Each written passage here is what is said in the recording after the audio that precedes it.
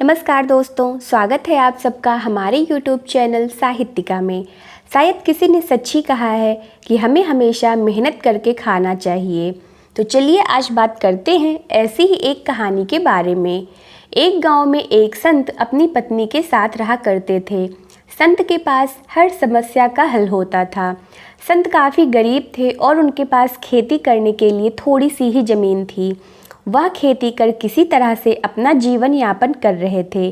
गांव के लोग उनकी मदद करने के लिए उन्हें कुछ न कुछ दान दिया करते थे, लेकिन हर बार वह सामान उन्हें वापस कर देते थे और दान लिए बिना ही उन्हें धर्म का ज्ञान देते थे। इस राज्य के राजा के पुत्र जुड़वा थे। राजा हमेशा इसी सोच में रहता था कि वो दोनों में से किस पुत्र को अपना उत्तराधिकारी बनाएं। एक दिन राजा को इस दुविधा में देख मंत्री ने कहा, महाराज, राज्य में एक संत रहते हैं और उनके पास हर समस्या का हल है। आप एक बार उनसे जाकर मिल लीजिए।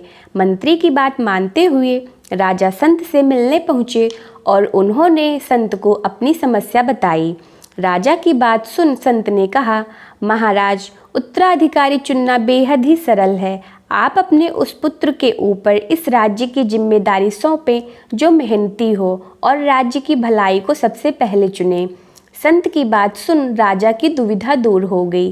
राजमहल जाकर राजा ने मंत्री से कहा, संत के घर में सोने और चांदी के सिक्के और अन्य तरह की वस्तुएं भेजी जाएं।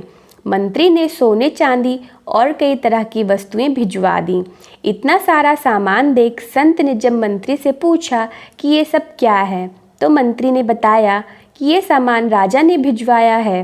संत ने सारा सामान वापस राजा के पास भेज दिया और अगले दिन राजमहल आकर राजा से कहा, मैं मेहनत करके धन कमाने में विश्वास रखता हूँ और आपके द्वारा दिया गया ये दान मुझे स्वीकार नहीं है। अपनी मेहनत से कमाए गए धन में जो सुख मिलता है वो सुख दान में मिले पैसों से हासिल नहीं किया जा सकता है। राजा को संत की ये बात काफ़ी अच्छी लगी और राजा ने संत को अपने राज्य का पुरोहित नियुक्त कर दिया। तो हमें इस कहानी से यह सीख मिलती है कि मेहनत से कमाए गए धन से ही हमें सारा आनंद मिलता है, ना कि दान में मिले धन से। धन्यवाद।